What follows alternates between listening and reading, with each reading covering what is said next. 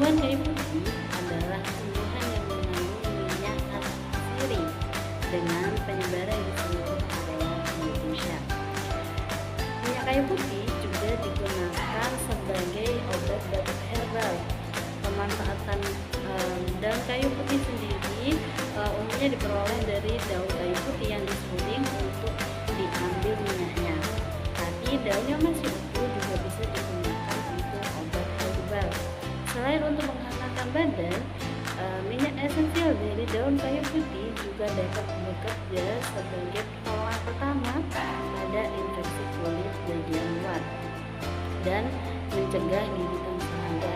Jadi seperti yang kita tahu, daun kayu putih jika sudah diekstrak menjadi minyak kayu putih yang biasanya sering kita gunakan untuk menghangatkan tubuh, menjaga masuk angin dan sebagainya. Daun kayu putih memiliki sifat menolak serangga sehingga banyak digunakan oleh industri sebagai bahan dasar pembuatan produk penyembuh nyamuk. Selain itu, daun kayu putih juga bisa dimanfaatkan untuk mengatasi jerawat sekaligus menghilangkan bekasnya. Manfaat lain dari kayu putih untuk kulit wajah adalah mengatasi produksi minyak berlebih. Kayu putih mengandung suatu zat alami yang memiliki sifat seperti astringen, yaitu menurunkan kadar minyak, membersihkan kulit sekaligus menghasilkan pori-pori. Yang kedua, tanaman yang kita temui adalah bunga sepatu atau nama latinnya Hibiscus rosa sinensis Linn. Bunga sepatu adalah salah satu tumbuhan yang sangat bermanfaat. Ia bisa dijadikan sebagai salah satu pewarna alami dalam proses pengolahan pangan, serta juga dapat dimanfaatkan sebagai indikator alami untuk menguji pH dari asam basa. Tanaman bunga sepatu bisa dibudidayakan di daerah beriklim tropis.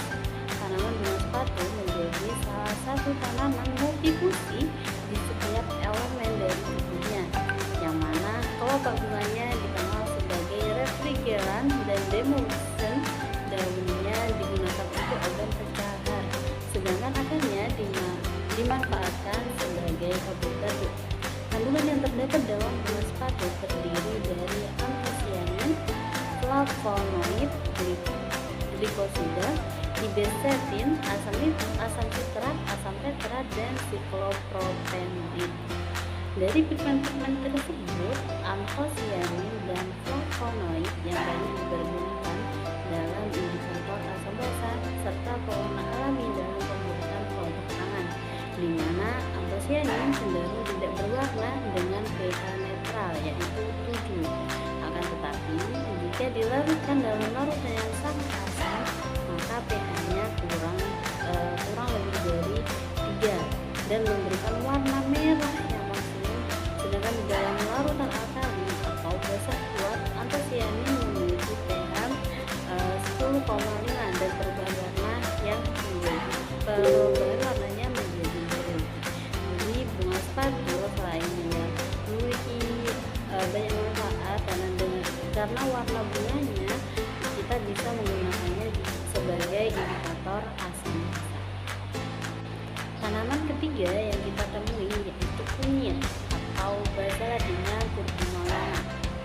Manfaat dari curcuma longa atau kunyit ini mempunyai khasiat sebagai jamu dan obat tradisional untuk berbagai jenis penyakit. Senyawa yang terkandung dalam kunyit yaitu kurkumin dan minyak atsiri yang mempunyai peranan sebagai antioksidan, anti tumor, anti kanker, anti mikroba, anti pikun, dan anti racun. Kunyit sering digunakan oleh masyarakat di berbagai negara untuk mengobati berbagai jenis penyakit, seperti penyakit yang disebabkan oleh mikroba parasit, gigitan serangga, penyakit mata, cacar, sakit perut seperti diare, sembelit, kambung, gangguan pencernaan, gangguan hati, menghilangkan gatal-gatal dan penyakit kulit lain, mengurangi rasa nyeri dan sakit pada penderita rematik artritis. Di berbagai negara seperti Madagaskar, Cina, India, dan Yunani, kunyit sering digunakan sebagai anti parasit, anti infeksi, anti periodik Fenol itu juga sebagai obat bekas, sakit perut, penyakit hati, dan gangguan saluran kencing. Selain pemanfaatannya sebagai jamu dan obat tradisional, kunyit juga sering digunakan sebagai bumbu dan rempah, bahan pangan pengawet makanan, pewarna alami kosmetik, dan bahan untuk upacara adat. Kunyit juga termasuk indikator asam basa karena mempunyai pH 9-10 dengan warna kuning, merah, kecoklatan. Jadi kunyit banyak sekali manfaatnya. Selain digunakan sebagai obat tradisional, ini juga bisa digunakan sebagai indikator asam basa. Tanaman keempat yang kita temui adalah Graptolphyllum pictus. Manfaat dari tumbuhan ini yaitu merupakan salah satu tanaman obat yang dipelihara sebagai tanaman hias di pekarangan rumah. Kandungan bahan aktif Graptolphyllum pictus dapat dimanfaatkan untuk mengatasi penyakit wasiat, melancarkan buang air seni, melancarkan haid dan rematik, menghaluskan kulit batu empedu, hepatitis usus besar, dan penyakit lainnya. Merupakan salah satu tanaman obat yang berasal dari Papua yang ditemukan juga di Jawa, Ternate, dan Maluku. BPOM menyatakan bahwa daun ungu mengandung alkohol dan asam formiat. Lectin juga mengandung minyak aspiri, flavonoid, dan fomifoliat. Daun ungu dapat dijadikan indikator asam basa karena indikator alami dapat dibuat dari bahan alam yang mengandung pigmen warna terutama merah oranye dan ungu. Contohnya daun ini yang mengandung zat warna antosianin yang merupakan senyawa asam organik.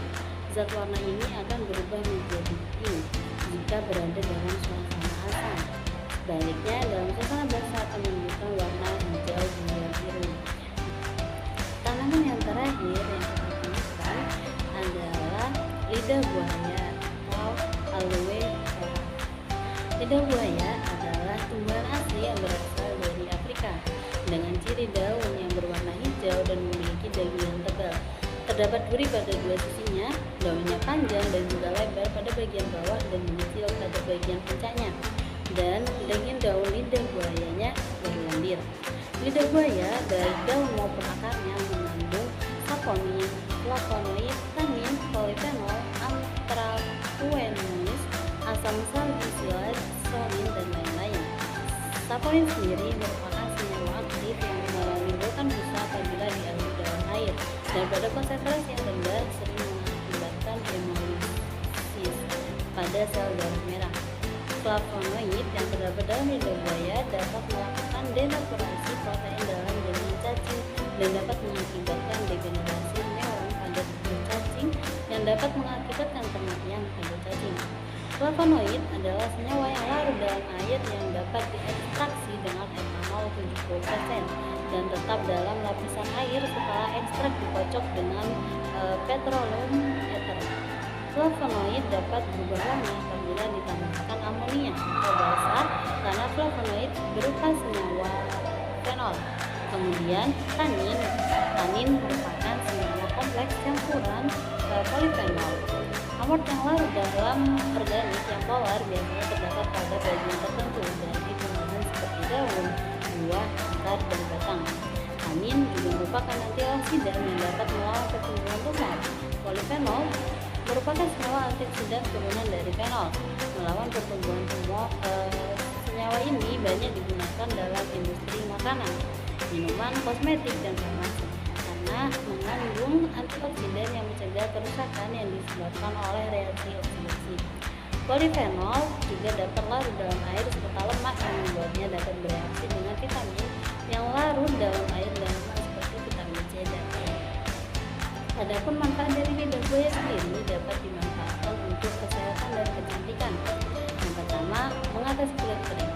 Lidah buaya dapat mengatasi kulit kering karena dalam lidah buaya terkandung mineral, enzim, antioksidan, vitamin A, vitamin C, dan vitamin E yang baik untuk menguatkan lapisan pelindung kulit sehingga mampu membuat kulit menjadi lembab. Yang kedua, menghilangkan jerawat. Manfaat lidah buaya untuk mengatasi jerawat ini mungkin diperoleh berkat kuat dan senyawa antiseptik lain di dalamnya yang dapat membantu membunuh bakteri penyebab jerawat. Yang ketiga, membersihkan makeup. Bagi seseorang dengan kulit sensitif, lidah buaya dapat dijadikan alternatif untuk membersihkan makeup tanpa iritasi. Dan dengan tekstur lidah buaya yang seperti gel, ia dapat melarutkan riasan wajah sekaligus melegakan kulit. Yang keempat, mengatasi mata muka. Meski perlu untuk penelitian lebih lanjut, mengoleskan lidah buaya ke area bawah mata diyakini mampu mengatasi mata bengkak. Hal ini dapat terjadi karena lidah buaya memiliki kemampuan untuk meningkatkan aliran darah sehingga dapat melancarkan pertumbuhan cairan yang menumpuk. Yang kelima, mempercepat penyembuhan luka. Banyak peneliti yang mengatakan bahwa mengoleskan gel atau krim lidah buaya ke kulit dapat mempercepat proses penyembuhan luka bakar derajat ringan. Yang keenam, meredakan gatal dan keluhan kronis. Menurut penelitian, menggunakan obat pengurangan lidah buaya sebanyak 3 kali sehari selama 3 bulan dapat membantu mengurangi rasa gatal dan keluhan pada mulut. Khasiat yang sama juga bisa dirasakan jika mengoleskan gel lidah buaya sebanyak 2 kali sehari selama 2 bulan pada kulit. Yang ketujuh, membantu pemulihan cold sore. Dalam beberapa penelitian menunjukkan bahwa krim dengan kandungan lidah buaya dapat mempercepat penyembuhan cold sore atau akibat virus simplex. Manfaat ini diperoleh karena lidah buaya memiliki sifat antivirus. Yang kedelapan, mengatasi psoriasis. Penggunaan krim dengan kandungan lidah buaya juga dikatakan dapat mengurangi plat kulit dan juga akibat psoriasis.